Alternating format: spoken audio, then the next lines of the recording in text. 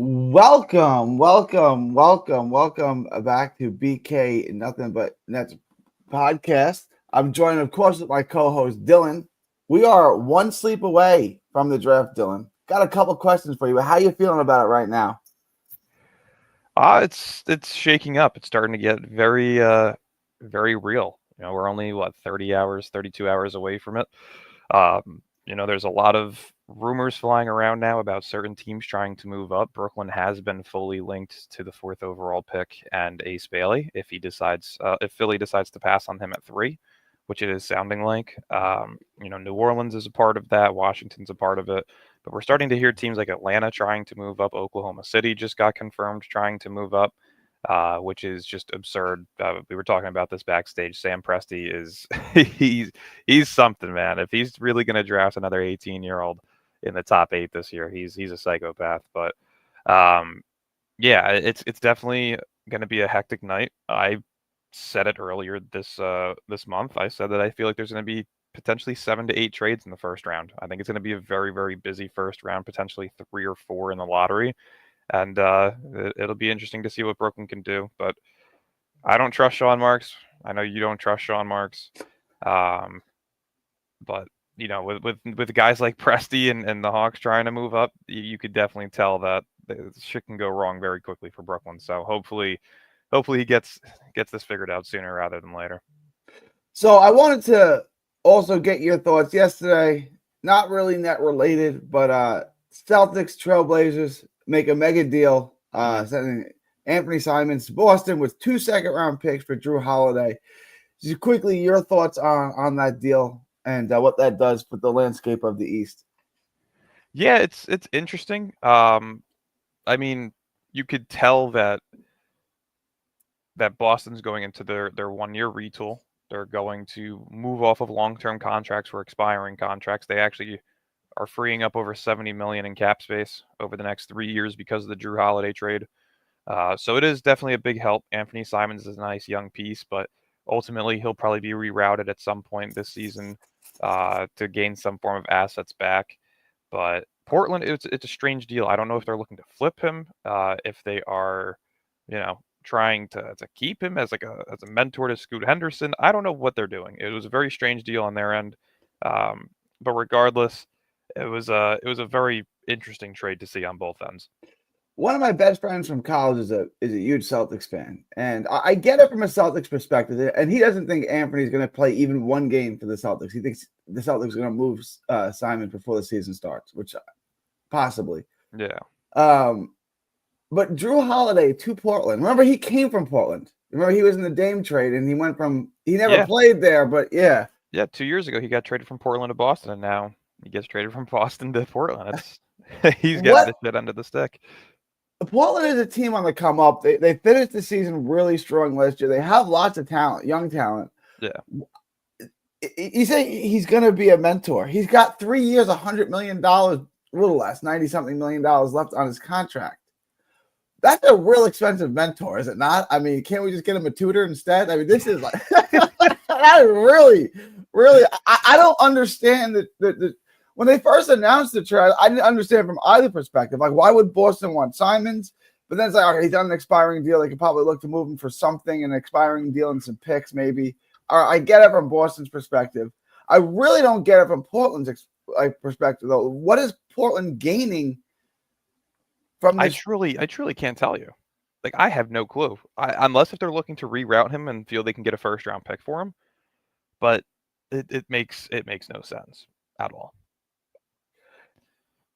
I mean, something that would really shake up the NBA, which I don't know. Now I'm just thinking about this. Well, what if New Orleans traded the 7th pick for Trey Murphy, or I'm sorry, they traded the 7th pick and Trey Murphy for Drew Holiday, the 11th pick, and then a couple of future firsts? That'd be really interesting. But I'm just spitballing here. Trey Murphy in the 7th pick for Drew Holiday, the 11th pick, and like 2 or 3 future firsts. I mean, that could be really interesting. But I doubt that that's what they're looking to do. I'm just spitballing over here. For sure. All right, and then the other thing we're going to get into this is going to segue into the final mock draft. Lots of rumors that that VJ is basically a done deal at 3. That we can basically guess the pecking order of the top 3 at least right now. Cooper 1, Dylan 2, and VJ 3, which would, at that point, we've been linked to trading to 4. Let's live in that world. What would a trade package for 4 look like? Or do you want to just do that in our mock draft? I have 3 scenarios. It's either Claxton in the 8th pick for 4 and Yusuf Nurkic. It's Claxton in the 8th pick for Grant Williams, Josh Green in the 4th pick. Or it's just straight up the 8th pick, the 26th pick, and a future first. I think that those are the 3 packages that you could see as possibilities from moving up to 8 to 4. Regardless, 8 has to be involved. And then regardless, in one or the other, potentially Claxton has to be involved because they do need a starting bid. They're ultimately going to be passing up on Kaman Malawak and hoping that Con Kneppel falls to them at 8, which makes a lot of sense for them. So to me, you either need the established big man in the 8th pick, or you just need a little bit more draft capital in return for that 4th pick. So 26 and a future first. But I definitely think that that's something very realistic that you could see in terms of a package, one of those. So my next question would also be this. We know that Ace didn't want to work out for Philly. Mm-hmm. I don't think he makes a ton of sense for Philly. He doesn't make a ton of sense for Charlotte. But as far as Philly is concerned, is this Ace saying, I'm going to reject you before you reject me kind of thing? Because like he says he wants to play on the East Coast. Philly's only about an hour and change from Rutgers, right? And so it seems like, if he wants to stay on the East Coast, that's a pretty good fit for him, but he doesn't even want to work out there. Did he have an inkling that they're going to draft VJ regardless? He's like, I'm not wasting my time. What do you make of him not working out for Philly? I think it's him having a preferred destination and his camp wanting him to play for a preferred destination. We've seen it in the past. We've seen it happen with Bronny. We saw it happen with Sharif Cooper, who is also the agent of Ace Bailey currently, Sharif Cooper's father. At one point in time, Kobe Bryant did this, so I think that this is him putting himself in a position to land in his preferred destination where he feels he's going to thrive the most in. I do believe that's Brooklyn or Washington. I don't think New Orleans is truly that big of a threat. I more so think that it's New Orleans that wants him. But if you look at the signs and if you look at the reports that have come out, it clearly indicates Brooklyn. Like, I'm not going to hide it and say, there's a chance it's Brooklyn. Like, everybody knows that he is more so talking about Brooklyn. He can't specifically say one team that he wants to go to because it will tarnish what the lottery is meant to be for, right? So I think they're posturing to get to Brooklyn, and whether it be the playing time, the fit, the ready to play now and develop fully, like all of those signs point towards Brooklyn. Washington has Bilal Coulibaly and Corey Kispert currently under contract and under their rotations. So to me, it makes the most sense with Brooklyn. I think so too. I agree with that. But does he have enough say? Does he get an opinion? Does he get a say in where he goes? I mean, people were kind of disappointed in the production that he gave you this year at Rutgers. Does he get to say, like Kobe Bryant is, like, don't draft me, I'm not going to play for you kind of thing? I mean, does Ace Cooper have that kind of sway? Does Ace Bailey have that kind? Okay. I was gonna say Ace Cooper. That's Cooper Flag's Ace brother, Cooper. Right? It's Ace Flag. Ace Flag. Yeah, Ace Flag. Does Ace Bailey have that kind of sway? I think so. I mean, realistically, why are you going to draft somebody that does not have a desire to play for you, right? Now, we're also talking about Daryl Morey, who is a certified asshole. And you could 100% see him taking Ace Bailey to then be like, well, you either have to trade for him or we're keeping him. I don't think that he's going to do it. I think he'd be stupid enough to even try and mess with that current roster. I think they need just a perfect piece that'll help them win now. Whether that be trading back or staying and drafting a guy like Edgecombe. Regardless, they need to really hit on this pick because realistically, after this season, Embiid and Paul George are done. So it'll be interesting to see how they maneuver around it. But yeah, I fully expect them at this point to take Edgecombe at 3. It seems like a foregone conclusion. I think, Cooper 1, Dylan Harper 2, and then Ace Bailey, VJ Edgecombe 3 seems like a foregone conclusion at this point. I mean, we'll find out tomorrow for sure, but it does seem that way. I went to the Met game last night, and those losers lost again. Terrible, Sorry to hear disgusting that. organization. I need I something hit a good. I need parlay some yesterday. good. There you go. There's some good news. I Yeah, need some good $12 news. There you and go. 80 cents to win 498. It was Bang. it was like a 5 or 6 leg hits, runs, RBIs parlay. I had like Jackson Merrill, PCA for 3 hits, runs, RBIs. Then I had Ellie De La Cruz, Judge, and one other person for 2. But yeah, it's smacked. I was very disappointed in myself though. I did take a pussy route last night. I had a $5 bet as well to win 271. It was in a home run 3-leg parlay, and it hit. Only But problem is I you cashed cashed out when it was out. 2 out of 3, and I only won $52. So All we'll right. take Well, the whatever. profits. Yeah. We'll take the profits, but it was definitely it should have been a 750 day. We walked away with 550. You know, you live and you Look, learn. in boxing, I take parlays, 3-4 leg parlays that produce about even money, and I hit about 80% of the time. So look, it's about making money. Betting is about trying to make money. So like if you cash out and you $5 returned into 52, you said, yeah, that's 1,000% profit. I would take that. Yeah, that's no, good. Definitely not a. That's good. Yeah, I can't complain good. I can't complain with the 498. I ultimately ended up hedging that 498 bet too because he got a hit in the first inning, Jackson Merrill, and his over under was at 2.5. So I was like, fuck it, I'm throwing 100 on the under. I'm walking away with at least 130 tonight. Best case, I'm walking away with 500, and we ultimately got the 500, so we'll take it. There you go. All right. Oh man, this is gonna look very different. Holy shit! Yeah, I'm already looking at this draft that we did the last time. It is gonna look very different. Let's do it. This is the last time we'll be doing this in 2025. We won't be doing this again till next year. I know. Hopefully they update it quick with next year's one because I'm going to be sitting there religiously like a psychopath doing 2026 mock drafts for the next 364 days. First round, you were good? First round, NBA, and then my big board. Yeah, we're good, right? Yep, perfect. Let's do it. All right, perfect. Shit, I was only on pick number 12 on mine right now. Let's do it, man. Oh, this is going to be rough. All right, so run through the first 3. Yeah. Run through the first 3. It's Flag, it's Harper, it's VJ. Almost said Ace for a second. We are going to move into that. You start calling everyone the wrong name. I know. Yeah. No. This is how excited I am for this. I'm going to be literally sitting there, fucking foot and knee, just bouncing the whole night, shaking, trying to figure out what's going to go on. All right. Brooklyn trades up.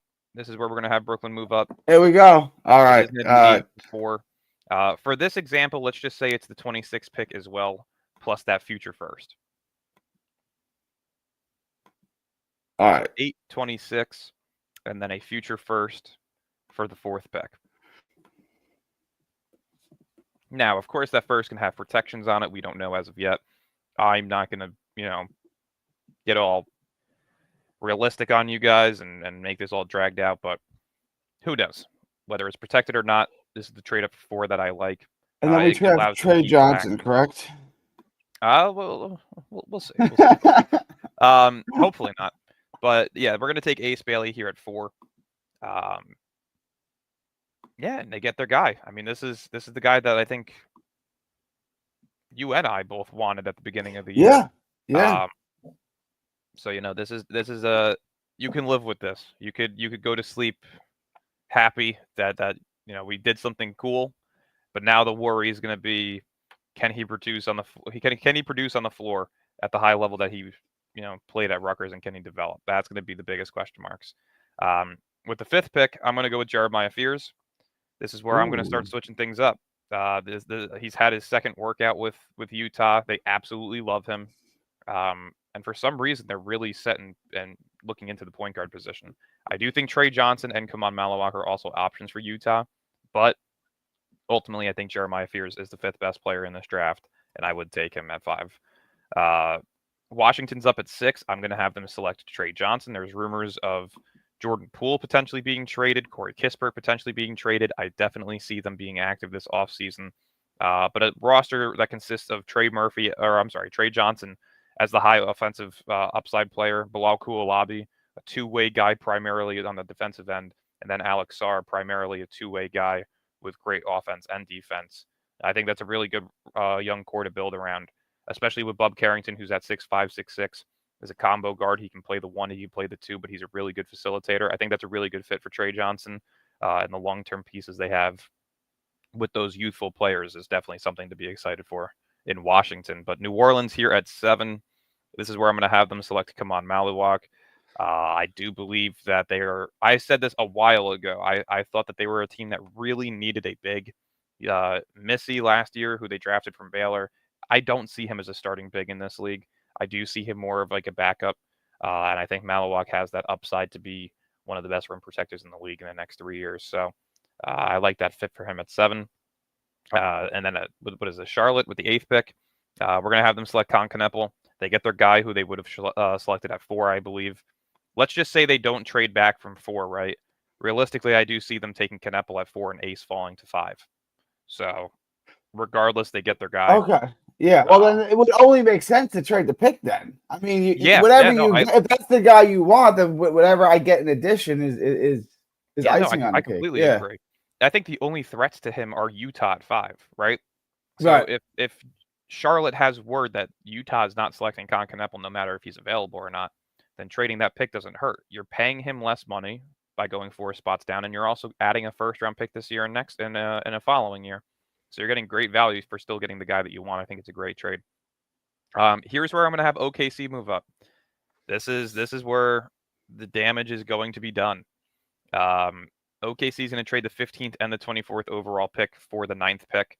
I don't believe that they need to continuously keep adding young players to this roster. I also don't know what a realistic trade would look like between these two. No, go with 15 and the 24th.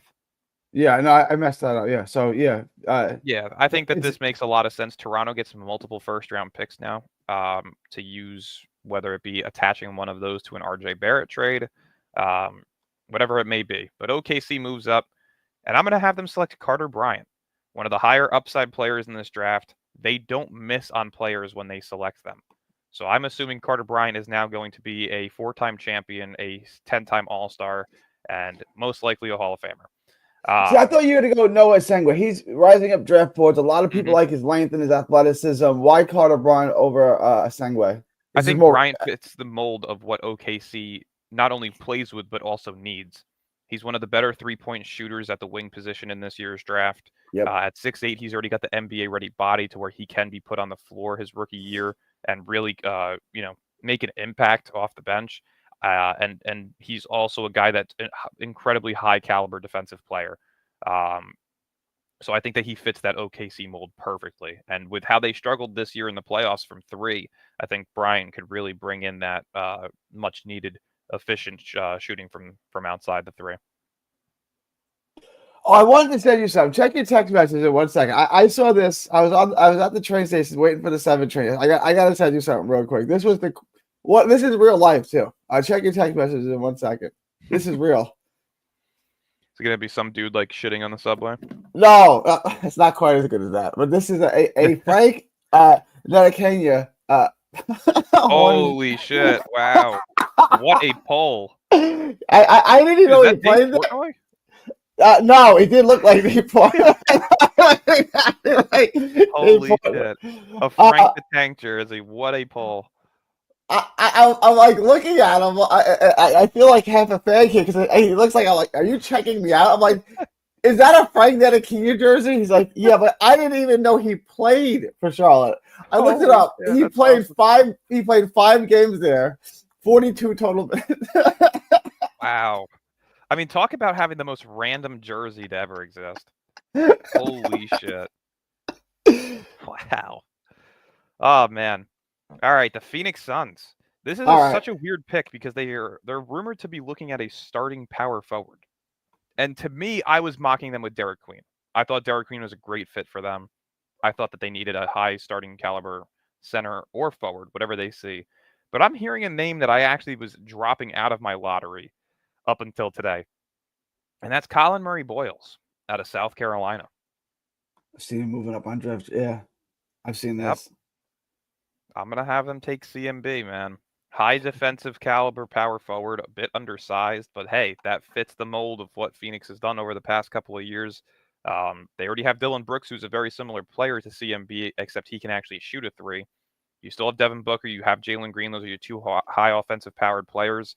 I do think Phoenix is going to make a move up at some point for another player as well, probably a center. We'll probably look into that at the 22nd overall pick range. But yeah, I definitely think CMB is now their pick at 10, which is very surprising. I would not take him that high. Portland is up here at number 11, though, and this is where I am going with Noah Isenge. Pairing him with Denny and Scoot Henderson and Donovan Clingan, I think that's going to be a really fun and young roster, very similar to Washington, except they actually have the coach to help them win. We saw that last year when they overachieved, and they were a borderline play-in team in the West. So yeah, I think that's a really good pick, especially if he's there at 11.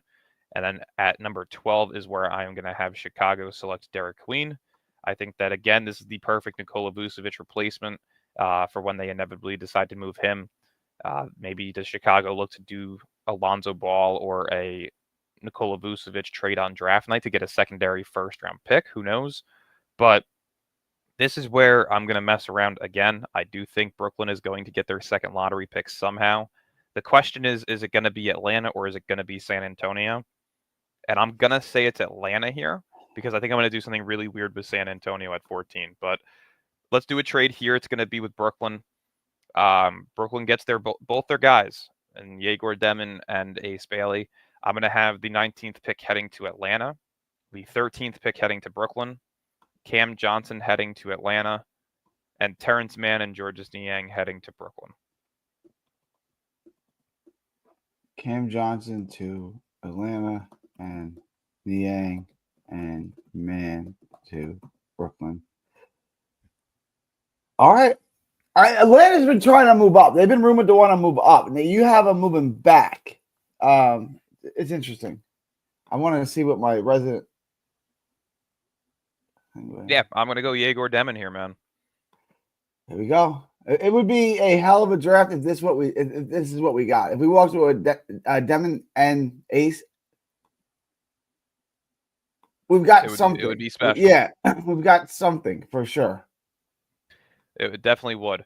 And with San Antonio here, now this is where I'm thinking of doing something really weird. I had heard a rumor that they were interested in a player like Jarris Walker. Indiana no longer has a first-round pick in this year's draft, but they did get their 2026 first-round pick back. I don't think I'm going to have Indiana move all the way up, but Kasparas Jakučionis would be a really good fit, especially with Halliburton and his blown Achilles. I'm more so trying to find a team that necessarily needs Jakučionis. We had Washington select Trey Johnson. We had Utah select Jeremiah Fears, so I really don't see any of the bottom-tier teams needing Jakučionis at this point.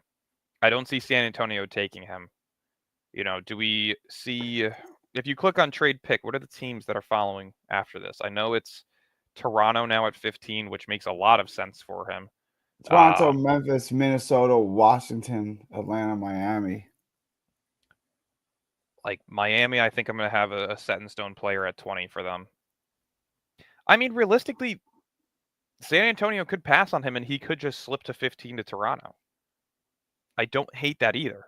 Who do they take at 14? I think they take Nick Clifford. Yeah, they're in a rough spot here because everyone they would want is gone. Yeah, CMB is gone. Carter Bryant's gone. Yeah, have him take Nick Clifford. Why not? Let's have Kasparas drop one spot outside of the lottery. I mean, listen, we've seen crazier things happen, and especially with how the board is falling.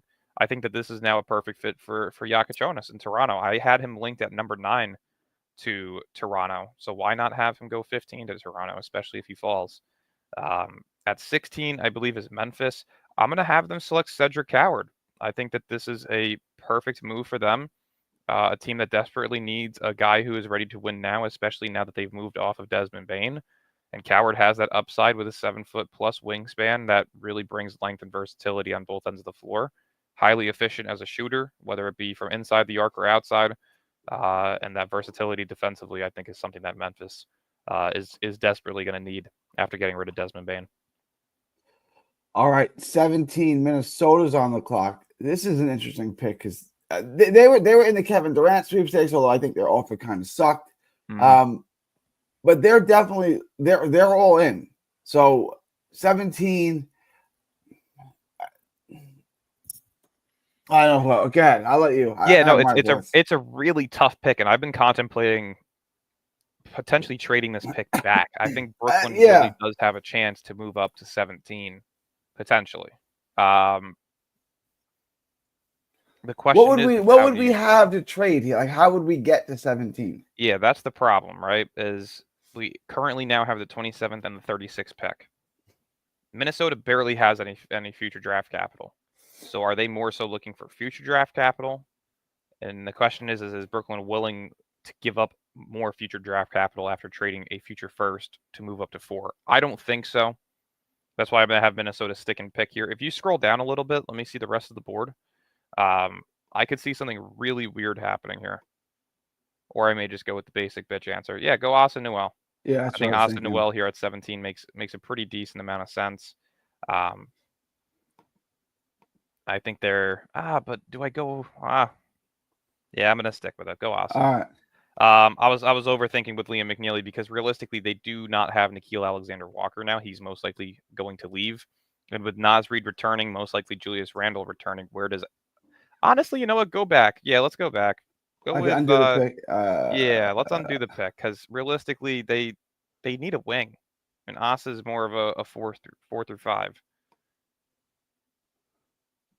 But then who are we taking? Like, there's no one else here. Like, there's no I mean, does real Will Riley go this high? Do they go with Liam McNeely? Liam McNeely, who's a shooter who can't shoot.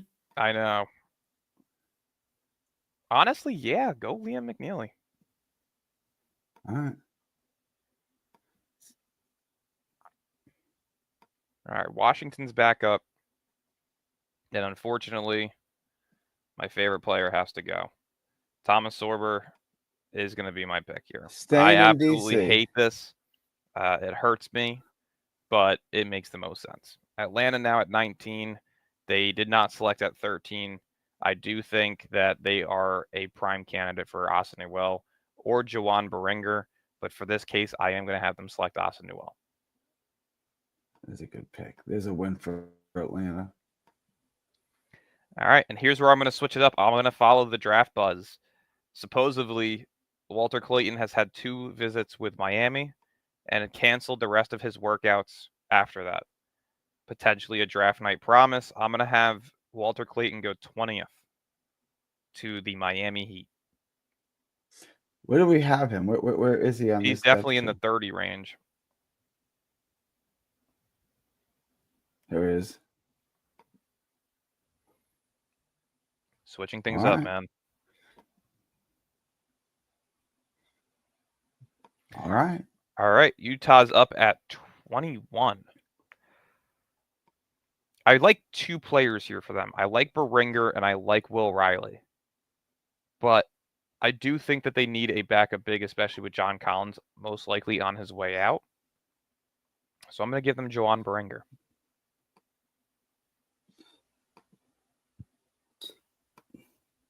Nolan Trey still on the board. Riley, it's still some names. Rasheed Fleming, still some names on the board.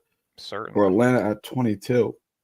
Yeah, and this is and where they're gonna miss out on their big again. By the way, go ahead. Yeah, I think that this guy can't slip any further. I'm going Jace Richardson. He's a nice 2-way guard, a guy that plays that CJ McCollum-like role, and I think he could really fit in well with Trae Young. So I think that that's a solid pick for them coming off the bench. He'll be the backup 1 or the 2. New Orleans here, 23. I got to go Will Riley here. This is a rough pick. They don't go with a big. I mean, the bigs are gone. Well, they got Maliwak. Oh, that's right. We took Maliwak at 7. You're right. I forgot about that. Yeah. This makes sense. Yep.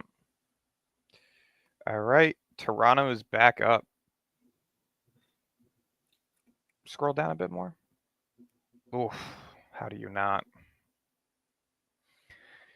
Question is, does Phoenix make the trade here? I do think that, especially with Phoenix going Colin Murray-Boyles, that they are going to trade up for a big, and they have been linked to Danny Wolf. So let's Phoenix, do a trade. All right, let's go. Yep. I'm going to have the 29th pick and multiple second-round picks via the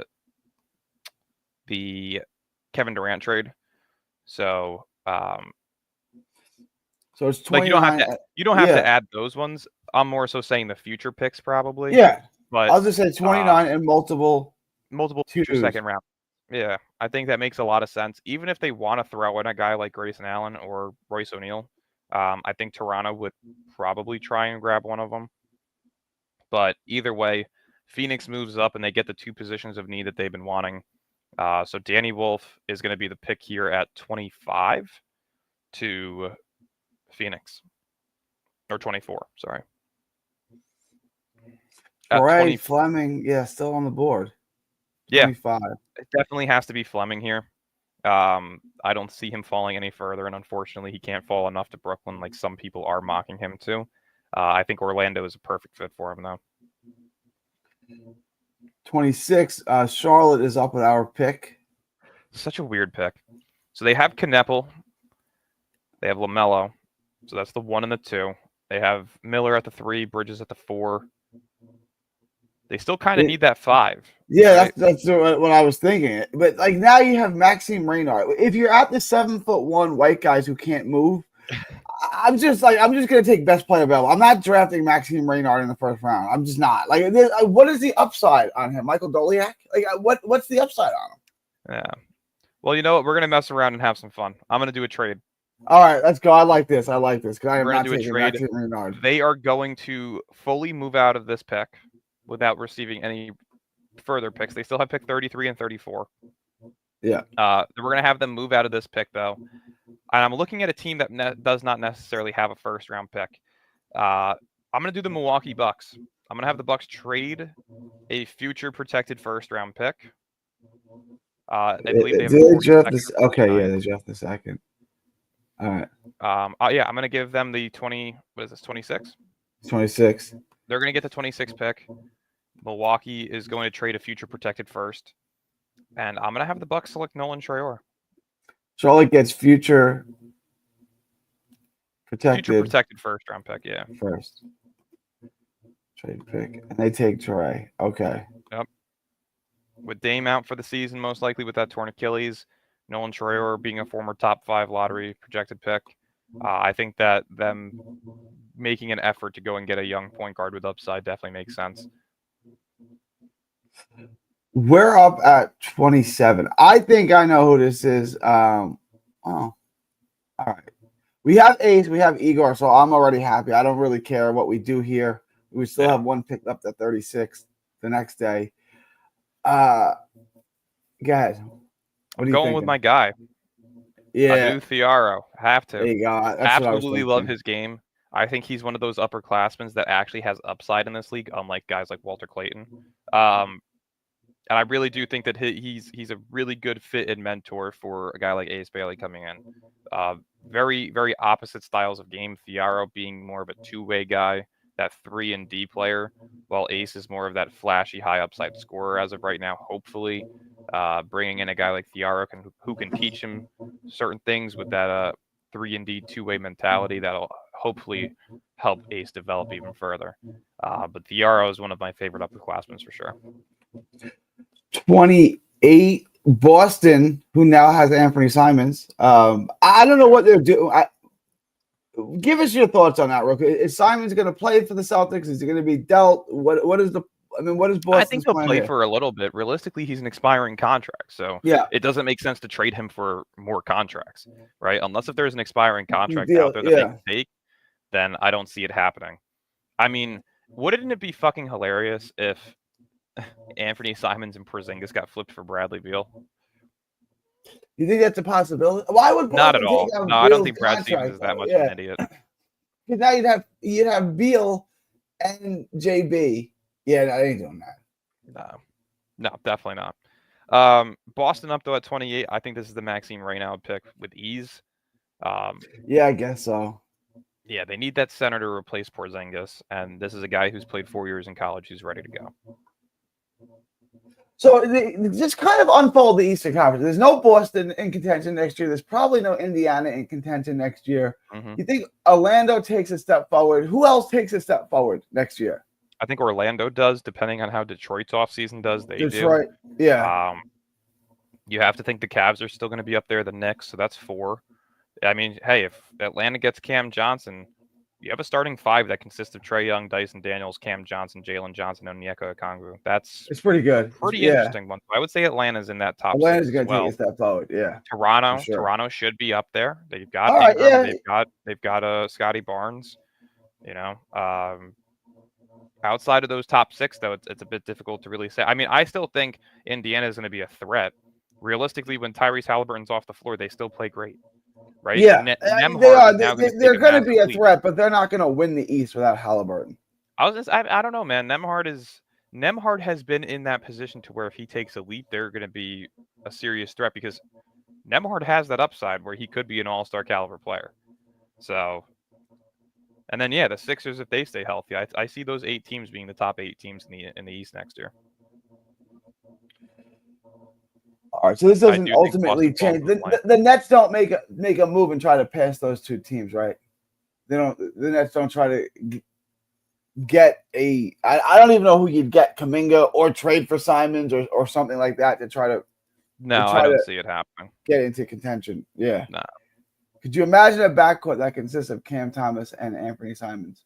That would be disgusting. And by the way, I just realized we started this mock draft 10 minutes into the episode, and we're only 36 minutes in, and we're finished.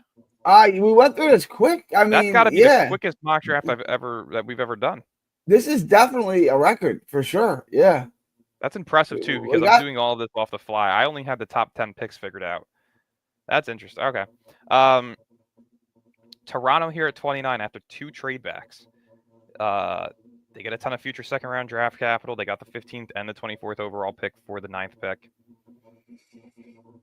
I don't see them going with a wing. So I'm at the point where do we go Yannick Conan Niederhauser? I'm going to do it. Go Niederhauser, man. Why not? I think this is the first time we've had him in the first round. Yeah. Yeah, he's rising up boards, man. I absolutely love that. Wow. So you're going to have 2 of either Noah Penda, Ben Seraph, or Hugo Gonzalez falling. So real quickly. Yeah, I was going to say there's no way. And your boy Marco Boglejov. Yeah, so realistically, how I have this built out for my Nets fans in here, Hanson Yang would be the pick at 36 for Brooklyn. That would be the center pick. I'm not the biggest fan, but hey, it's a center. So that would be my pick at 36. But yeah, so let's recap the draft real quickly before I make this final pick because it's going to depend on if I want to make one more trade or not. Let's see. So we have 1, 2, 3, 4, 5.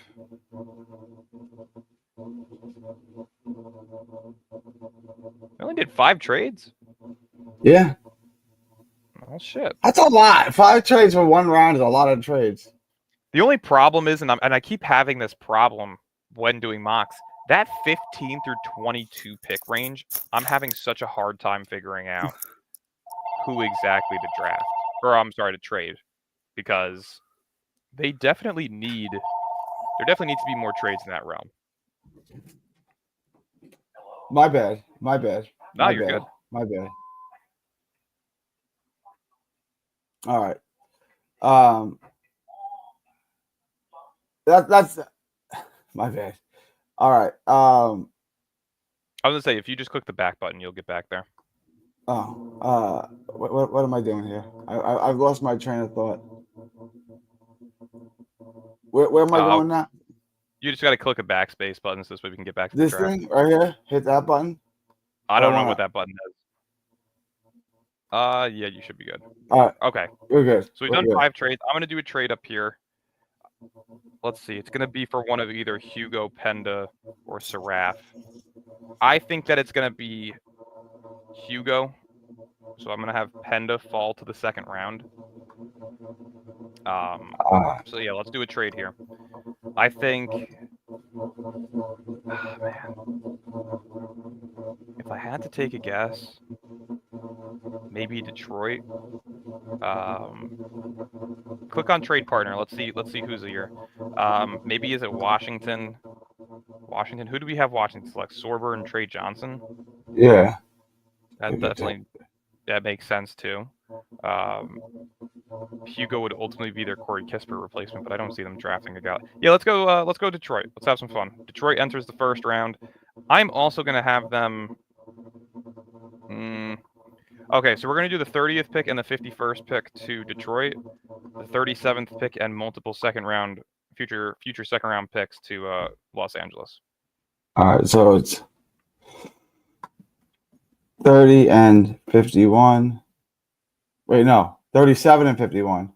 Yeah, 37 and 51 for 30. For 30, and then Detroit adds future seconds.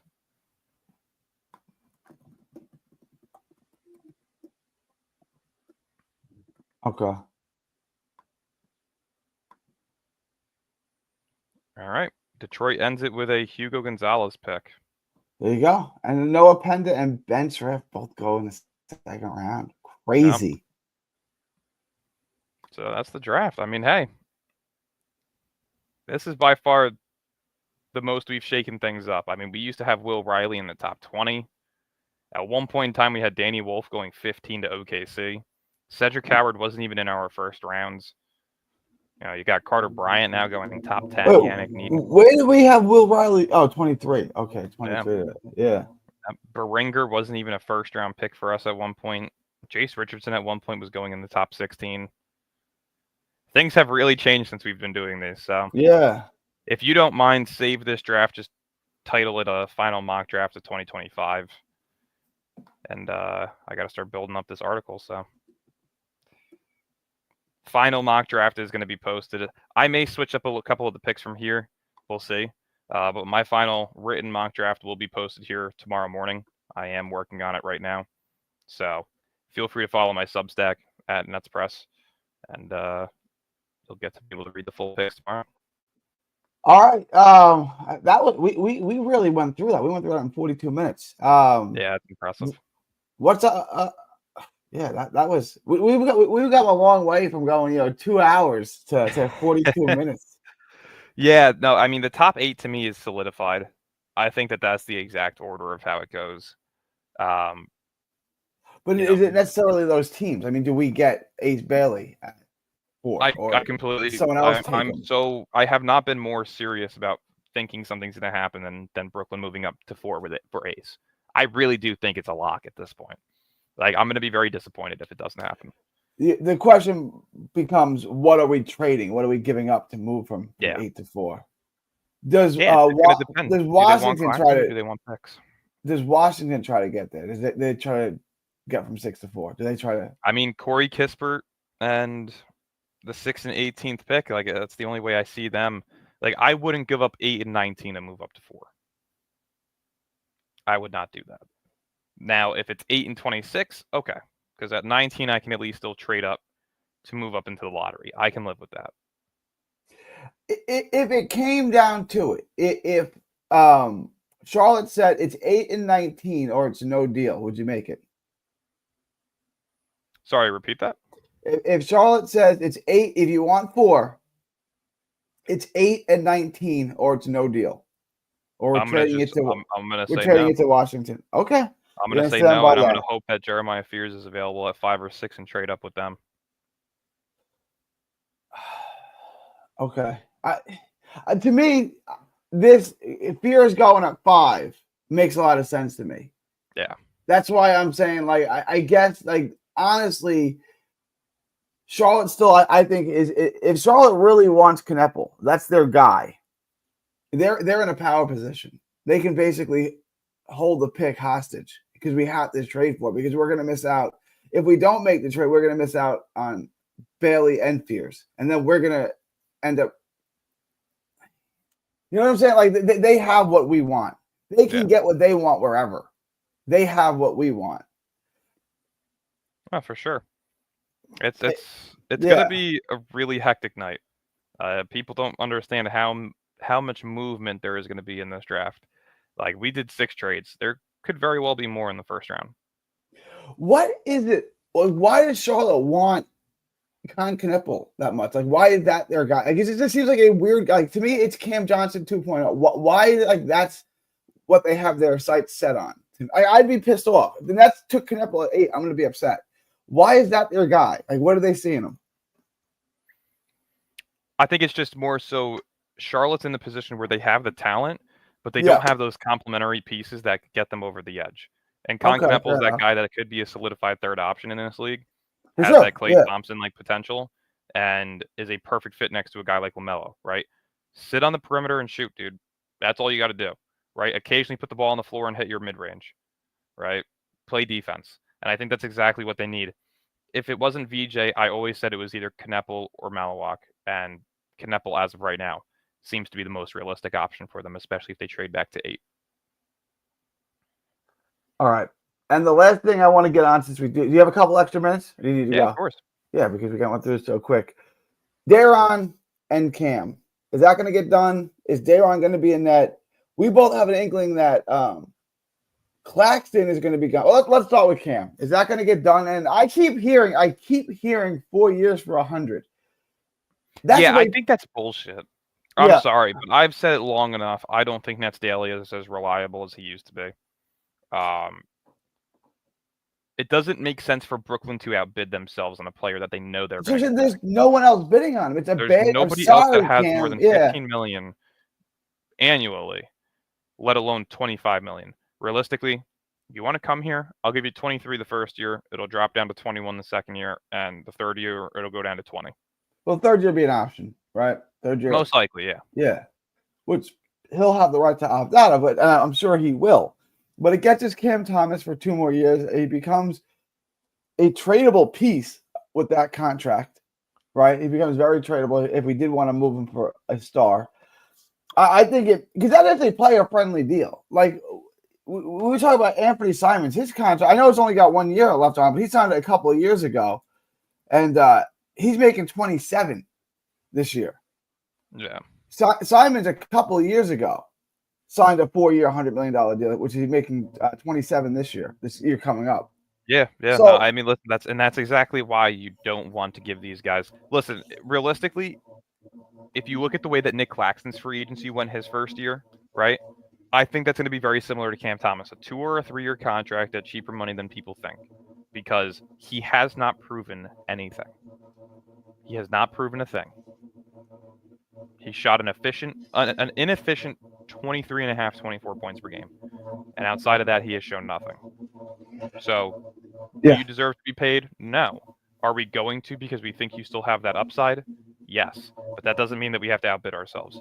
You can come back this price, or you can come back on a 1-year deal. He's played for 4 years now in the league. He has not played a ton of minutes. Cam Thomas in his NBA career has. The Cam Thomas fans will tell you that he's only played for 1 year because Jacques Vaughn hated him and that he couldn't get minutes. No, realistically, he's been in the league for 4 years and he wasn't good enough to play on a contending roster, which is why he didn't play his first 2 years. Very minimal. Look, I'm not knocking him. I can name good players who had trouble getting on contending rosters early in their career. That's not necessarily a knock on the guy. Yeah.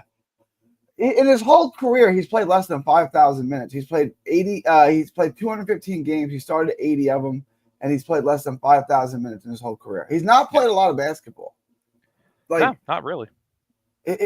Look, his efficiency, his scoring averages, everything has gone up every year.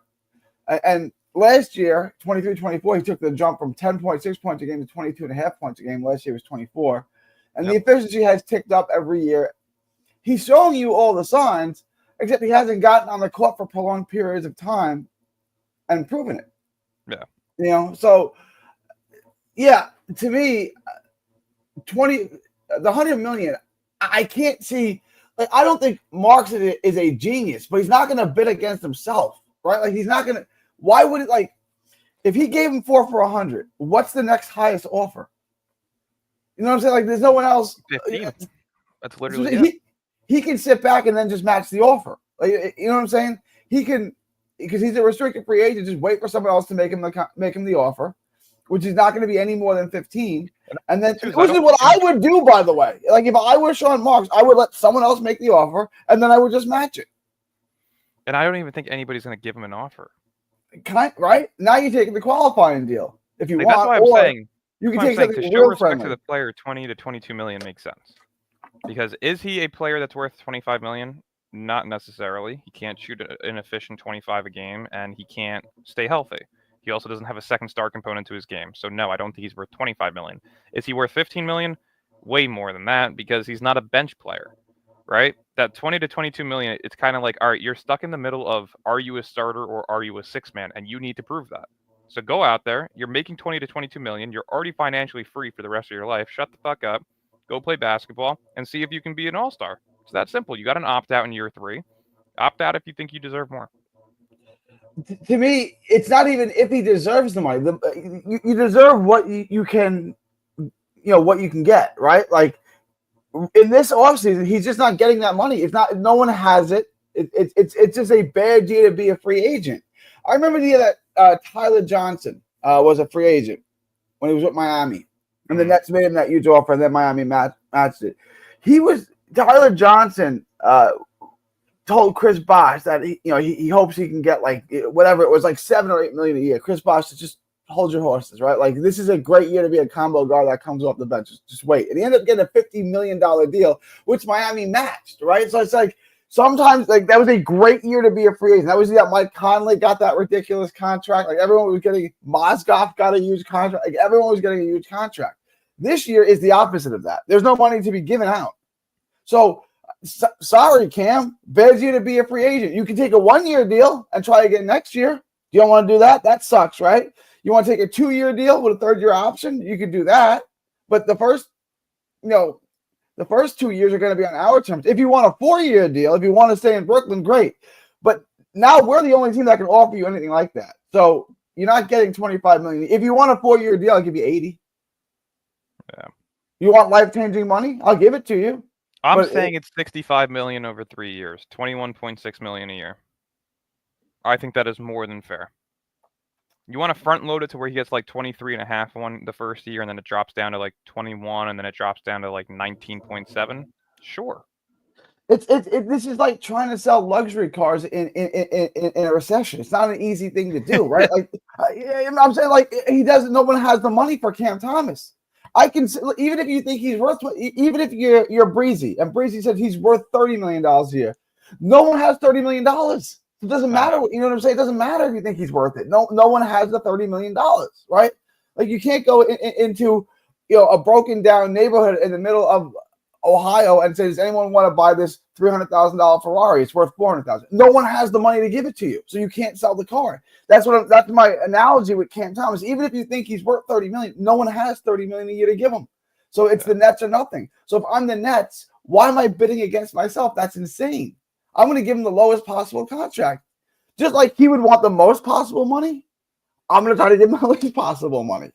And if you're a Nets fan, you should be on board with that, because that's more money to sign more players with. You shouldn't want to give Cam Thomas 30. Look, if that's what it came down to, and that's what it took to re-sign him, then if you want him, then give him 30.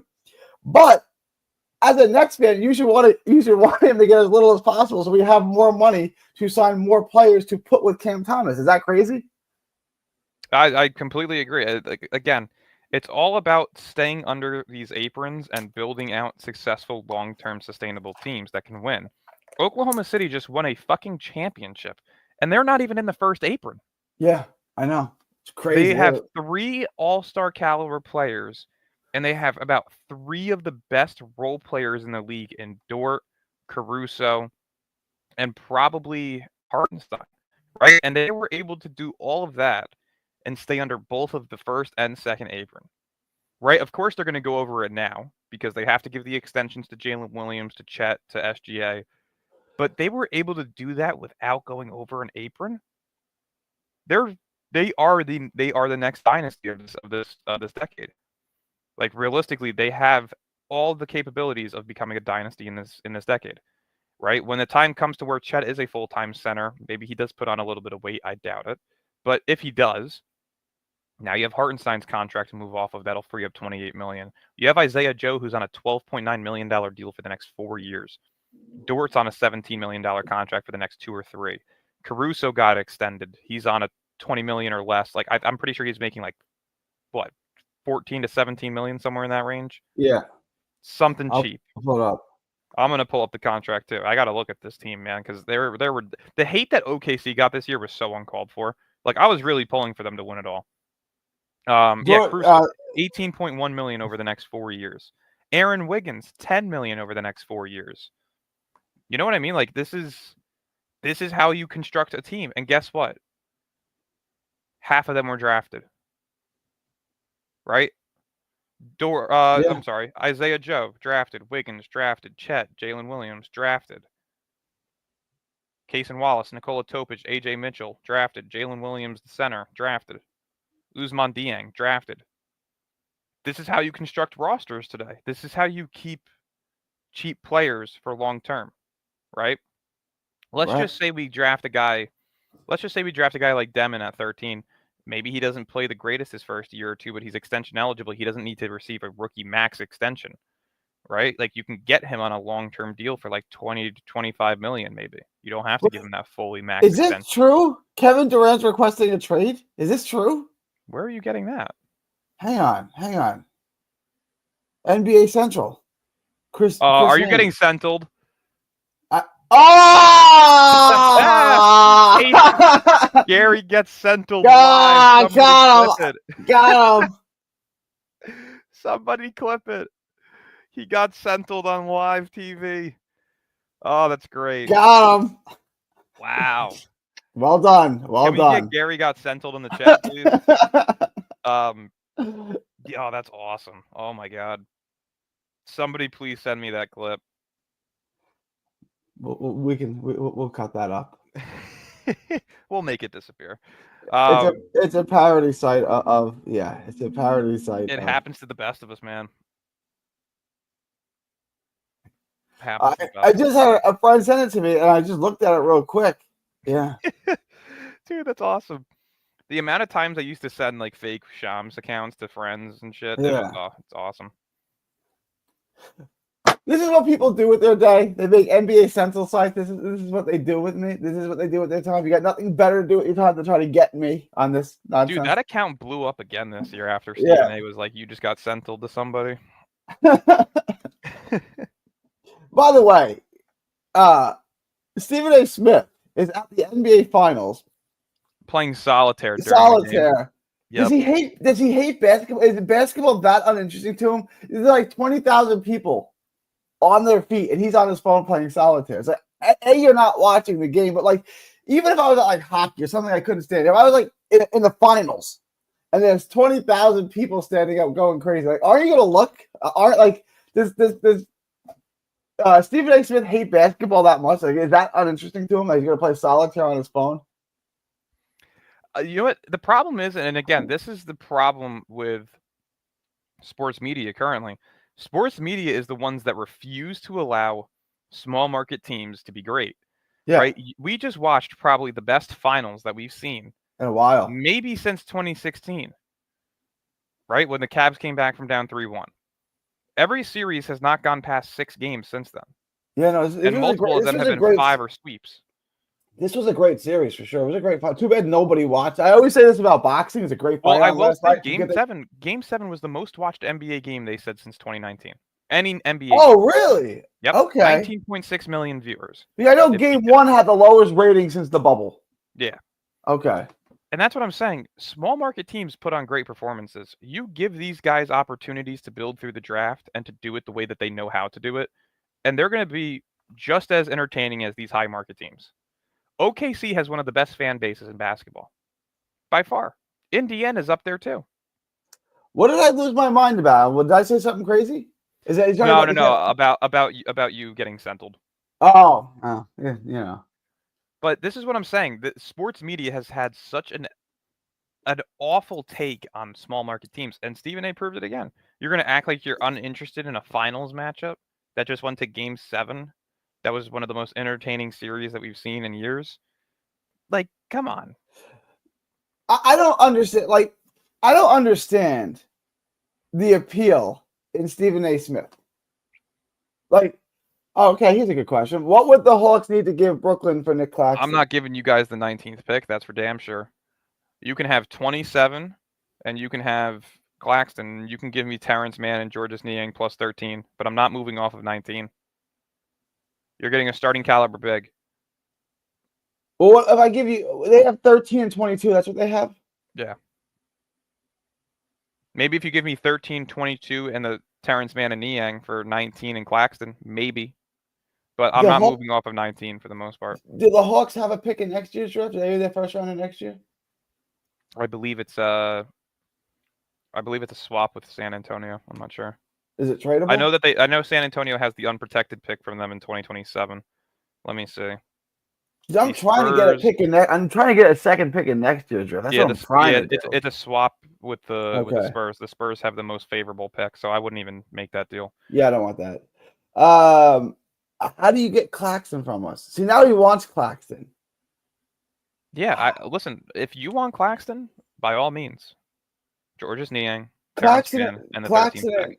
Yeah, I think that's and right. You can have the 26th pick, but I'm not giving you 19. If Brooklyn can somehow do that, right, where they have 8, 13, and 19, you can then move the 8th pick and, say 2 future firsts, or if it's the 8th pick, 27 and a future first, you can move up to 4. Now you're at 4 and 13. Now you can move Cam Johnson and that 19th pick potentially to San Antonio for 14, where your entire draft would just be 4, 13, and 14, right? That's awesome. That I would do. Even if you move Cam Johnson and 27, say, to Memphis, right? And you can figure out a way to get Thomas Sorber, right? If you could walk away with Ace. Right now, my dream draft is Ace, Yegor Demon, and Sorber. If you can walk away with those 3, I'm doing naked backflips. And then we bring back D'Lo to run the point. No. Well, who's running the point then? I mean, you gotta have Yegor Demon. You're gonna start that? Okay, I'm fine with it. You want to start him right away, but that's not the vibe that I've been getting from his guy. He's gonna be a. Well, I heard something about him potentially going to Milwaukee. I guess he would start there right away, right? Yeah. I mean, yeah. Maybe he takes a cheap 2-year player option MLE deal with whatever they have. I mean, they're a second apron team, so they don't have the full MLE. But does he take a major pay cut to go play with Giannis? Maybe. So if you're, I mean, okay, so let's live in that world, right? Because I mean, we got time. That's your draft. You get Sorber, Ace, and Denham. Do you start all 3 rookies day one? Because I would imagine if you're bringing in Denham, then you're saying you're bringing back Sharp, which was my original question, and you're getting rid of Claxton, obviously. Hold on a second. 4 minutes ago. Sorry to cut you off. The Philadelphia 76ers are not expected to select Ace Bailey and are likely to either draft VJ Edgecombe or trade the pick per Brett Segal from Clutch Points. In quotes, as of right now, the shared sentiment around the league is that the 76ers won't be taking Bailey, leaving them with 2 options. Trade the pick or select VJ Edgecombe. Would they trade the pick to us? They would not, right? I wouldn't trade the pick. I wouldn't trade with them because I'm not taking Paul George's contract. Oh, hold on. Brett Segal. There is a potential trade brewing between the Nets and Raptors that could send RJ Barrett and the 9th pick going to Brooklyn. Just in. Hold on. So we pick 8 and 9. Oh, wait.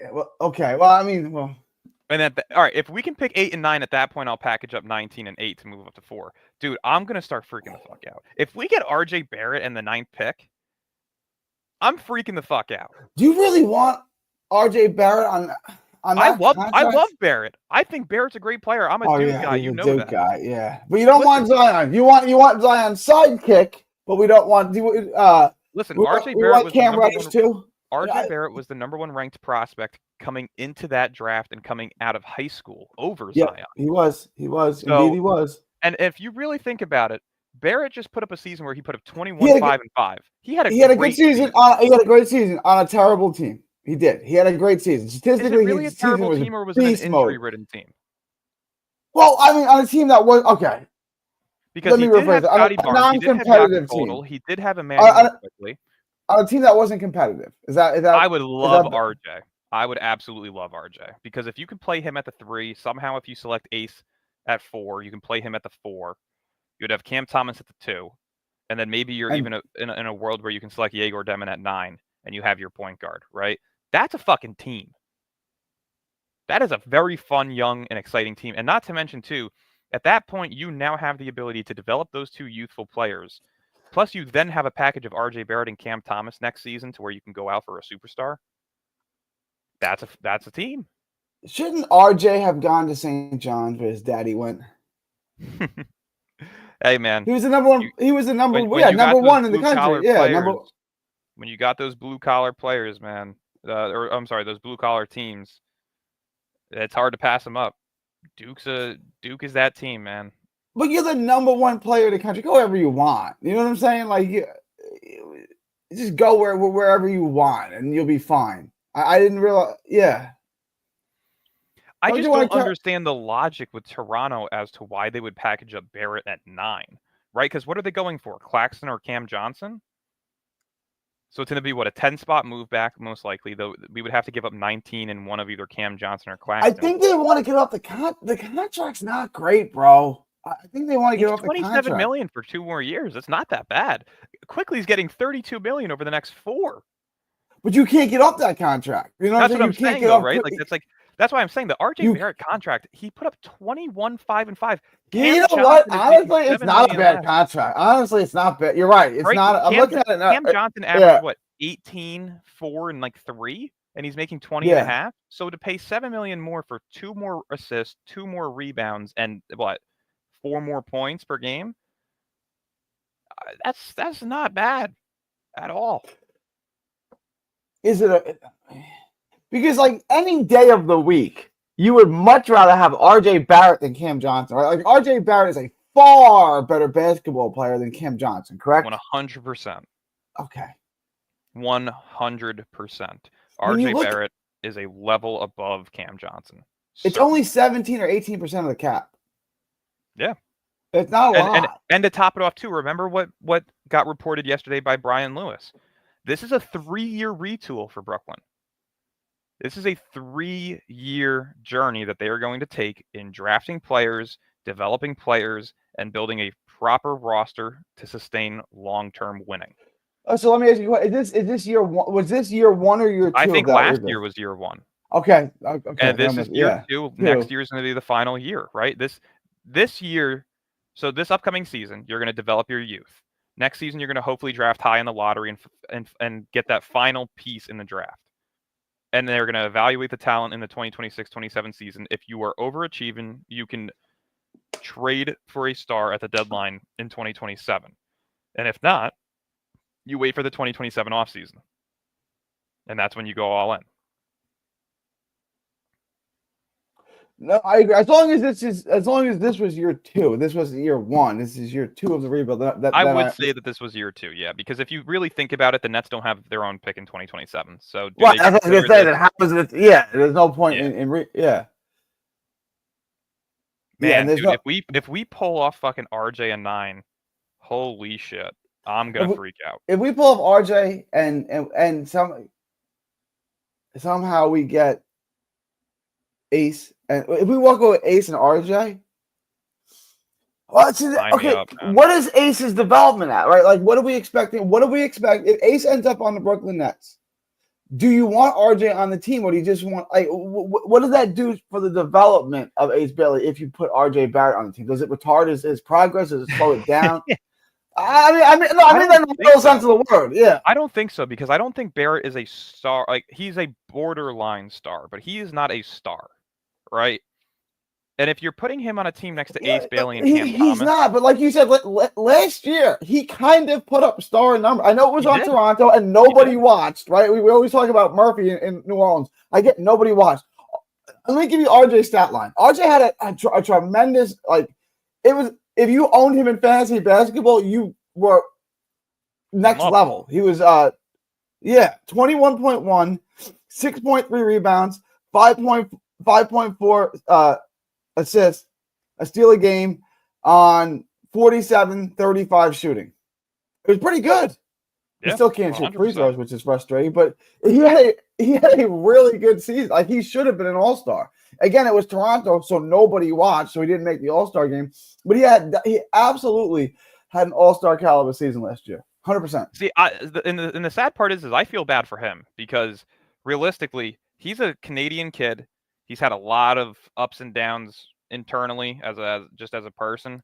The fact that they're looking to trade him, it feels so wrong. Like, he is a guy that should stay in Canada for the rest of his career, but hey, it's a business. I don't really get. I guess why do they want to trade him? Do they want to draft his Because they have replacement? Who Ingram would and they they? have Scotty. Oh, yeah, there you go. I mean that. Yeah, touche.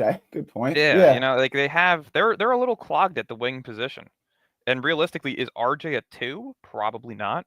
He No, probably he's needs not to a two. play He the can't 3. shoot. Yeah, he's 100% a three. I mean, I He's wouldn't say that built he like a can't little shoot. I think he Hercules. took a Yeah. leap this year.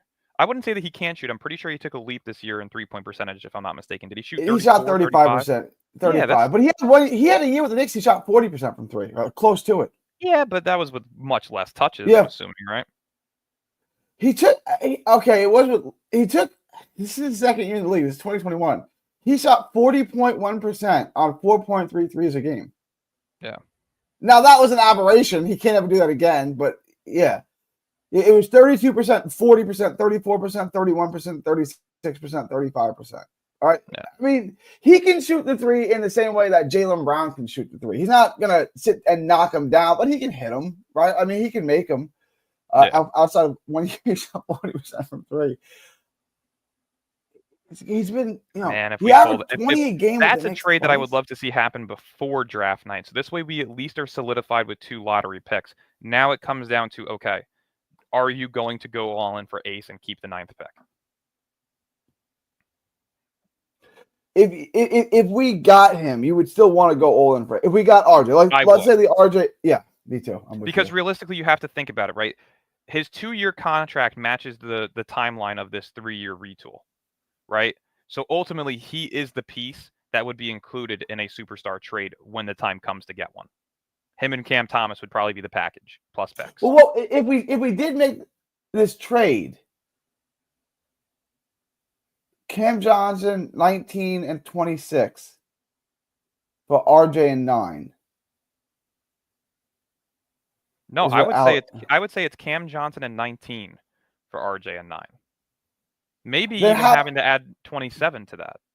Then how are we getting if we traded Cam at 19? How are we then still in position to trade for Ace at 4?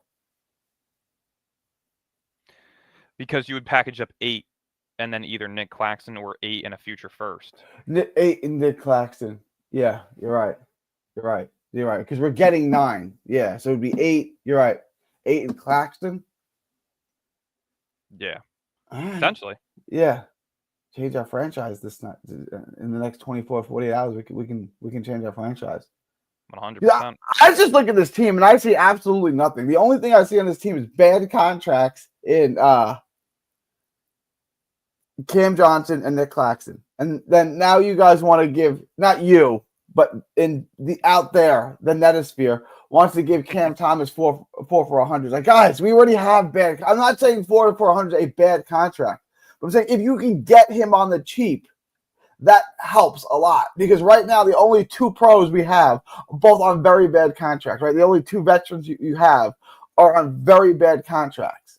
Yeah. Why do you want to then pay Cam Thomas top dollar if you can get him on the cheap? It doesn't make any sense to me.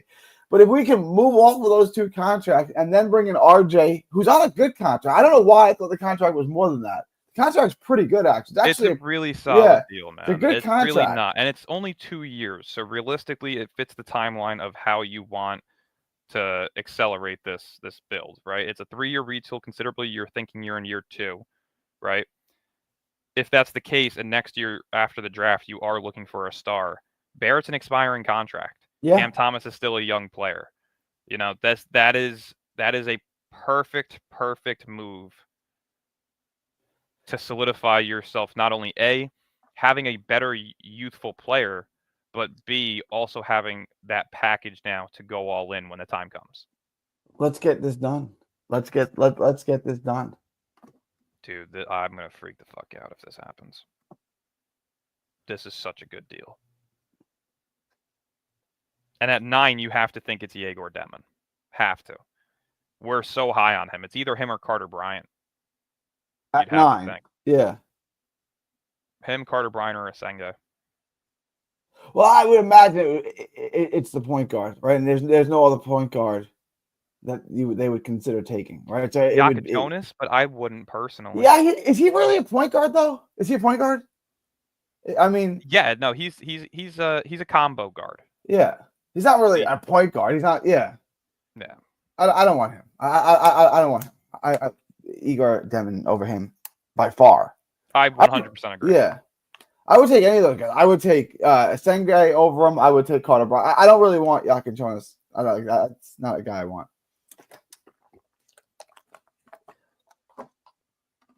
And then the last thing, we didn't get Day'Ron Sharpe. We both expect Day'Ron Sharpe to be back, right? I do. If they can't trade, you think they're going to draft a big? If they can't trade Claxton, is Day'Ron coming back? Because it seems hard to justify having paying him Day'Ron $10 million to be your backup center if you're drafting a backup center. You know what I'm saying? If they can't trade Claxton, does Day'Ron still come back? Yeah. I would still think Day'Ron comes back, just because I don't think Claxton's on this team. I'm being honest. I don't either. I hope not. But when Sean Marks likes someone, Sean Marks really likes somebody. I know. Oh man, dude, if we get fucking RJ Barrett and the 9th pick. All right. I mean, I gotta wrap this up, but I got like 15 more minutes. Do you have 15 minutes or? I'm good. I'm good if you want. I also will say I was 100% out on draft night. I am now 50-50. All right, let's go. We will go. See. I am trying to convince the wife to see if she will come with me, because I will be honest, I am a very introverted person and I do not like going to things by myself, even though I know people will be there that I know, of course, but I'm a very introverted person where I'm not going to openly just drive into the city by myself to show up and walk around Barclays meeting people. So hopefully she says yes. We'll see. I'm trying to convince her. But I got tickets with fees on Game Time, the Game Time app. Really? For $42. Okay, I'm looking on SeatGeek right now, and I see the cheapest ticket is $38 with fees. There you go. Well, for 2 tickets, it's $39. But I would probably go and grab these ones over here for $45, which is a better angle. Yeah, I got a little bit better. Yeah, I got a little bit better. There were a couple of seats, but it was like $5. It was like one was like you said, like 38, and then a little bit better was 42. So I just took the $42 seat. Yeah. Yeah, Lou's already telling me not to, because I'll be leaving the city depressed with Trey Johnson as the pick. Yeah, I would actually scream like some really horrible things probably if we get Trey Johnson. If Sean Marks is in the building, he'll hear me for sure. This is it's good. My biggest fear is that Sean Marks does absolutely nothing, and we sit at 8 and take Con Kneppel, and then we sit at 19 and take Maxine Reyno. It's just like he does nothing, and we end up with 4 dudes on the team. Like, that is my biggest fear. Like, that is I can't have that. Yeah. Like, that is my fear. He does, because you see all these teams making moves. It's just like the trade deadline. I remember being on with John as we got closer and closer to the deadline. I'm like, he's not going to trade Cam Johnson. He's not going to do anything. Like, we're going to, and then like there were all these trades at the deadline, and the Nets did nothing. And like, this offseason really does run through the Nets, because they're the only team with cap space, and they have a couple of players who contending teams might want in Cam Johnson and Nick Claxton. Like, the offseason really does run through the Nets, and the Nets are going to sit there and do nothing. Like, that is my Sean Marks. Like, that is what my spidey senses are telling me right now about Sean Marks. He's just going to sit there and do nothing. But I like Cam Johnson. There is a potential trade brewing between the Nets and Raptors. Oh man, don't give me hope, please. So what? If the package is Cam Johnson in the 19th pick for Barrett and 9, and he says no, genuinely, He's got to go. Fired. Like Vince McMahon back in the day. You're fired. Like get him off my team. But we've been saying this for so long that he needs to be fired. Like, so long. Like, why would this be any different than all of his other horrible decisions, right? Like, it wouldn't, because he's just a douche. My favorite line of yours is, "What kind of asshole gives Patty Mills gives Patty Mills the money and lets Bruce Brown walk. That is my favorite line because it really is like, who does that? Like, Nobody. oh, Nobody with a Patty Mills, brain and cell you phone. already had Seth Curry, who's a better version of Patty Mills. Like, how could you like? It was yeah, it was a boggling thing to do was to give Patty Mills, but that's his guy. He likes Patty Mills, so Patty Mills stays. That's what I'm saying about Cam Johnson. He likes Cam Johnson. I know. It's a big part of the trade. He gave him the money. He didn't trade him. It's like guys, get yourself a chick who believes in you, like Sean Marks believes in Cam Johnson. Really, be the best decision you made. Like he loves. Here's another question too: is Memphis going to show interest in Nick Claxton? They don't really have a package for him. You don't think Brandon Clark, John Conchar are the 16th pick? Well, if in a bubble, it's okay. But if I'm trying to get Claxton over, if I'm trying to get Claxton to move up into the lottery, you know what I'm saying? I'm not going to trade him for 16. I'm going to try to trade up to get a second lottery pick with them. You know what I'm saying? Yeah.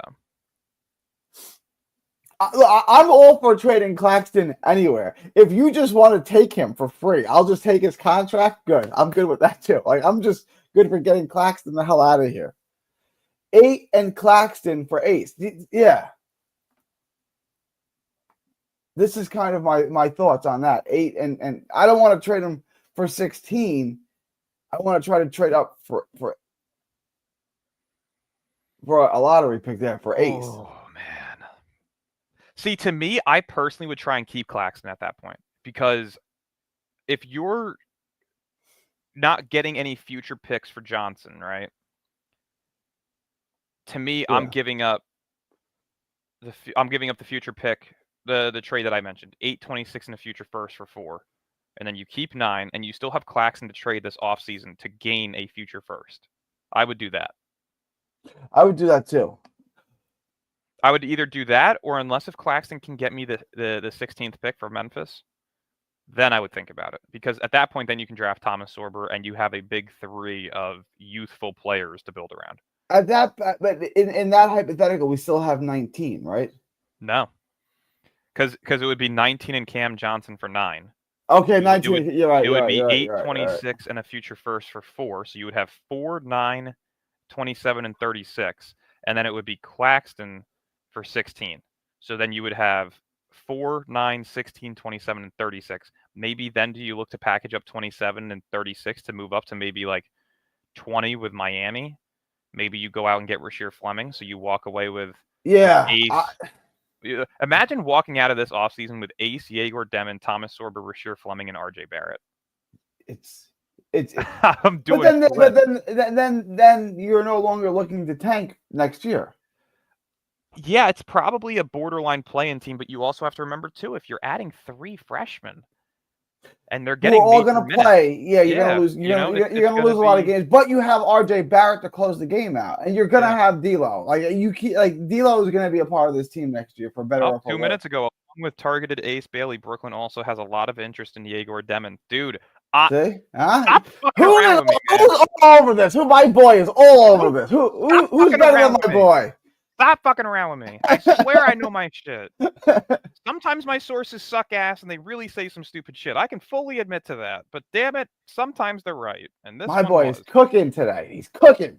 We're going to end up with Golly. Ace Bailey, Yegor Demon, and RJ Barrett on this team. Yegor Demon and Ace Bailey, and I will apologize to Sean. I will. But there's no apology for what he's done, right? Like, if you murder an old lady, and if you murder a bunch of people, but then you help an old lady cross the street, I'm not apologizing to you. You still did all these horrible things. Just because you helped the old lady cross the street doesn't negate the horrible things that you did. This may be a horrible example, and some people may get annoyed. But it's kind of like, did you watch the Dahmer docu?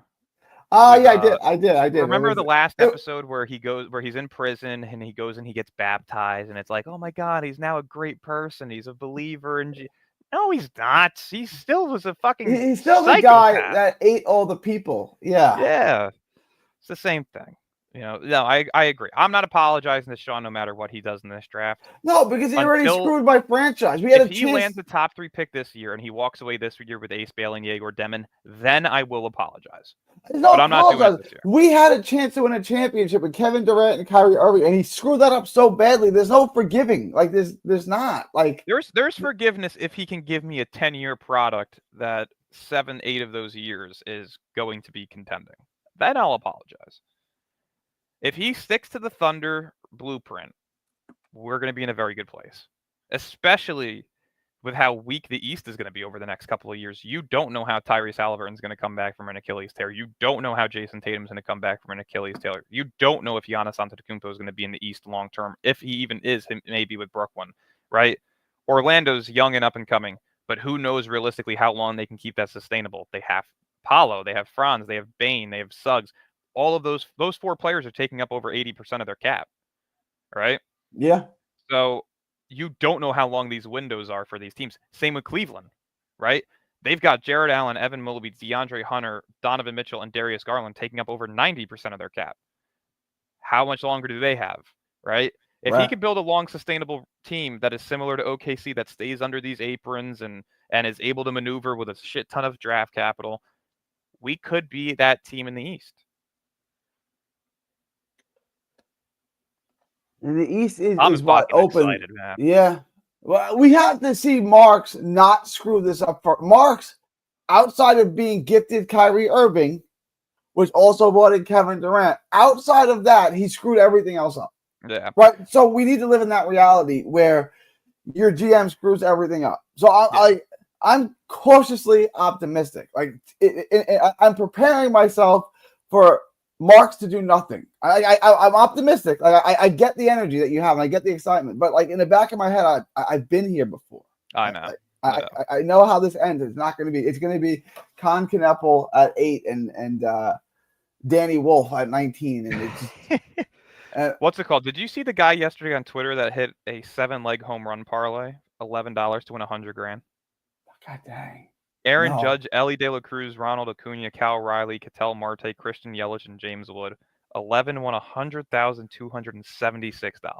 Nice. He didn't go to work today. He took the day off from work. I would take 3 months off. I take the day off. I'm not coming in today, boss. I'm gonna take the day off. Yeah. I hit a parlay, boss. I'm not coming in.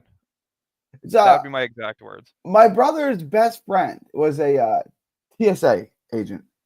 Okay. And he won the Win for Life, which is $5,000 a week for the rest of your life. Wow.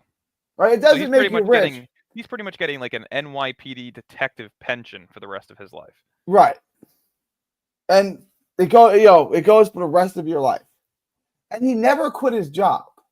Look, I'm not, if anyone's a TSA agent out there, I'm not dunking on your job. It's a career.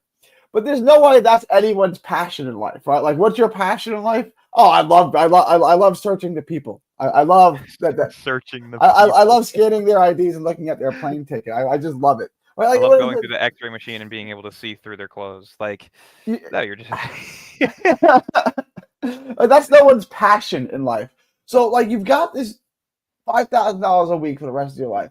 Why don't you now go pursue your passion and do what brings you joy? And passion? Is TSA a pension job?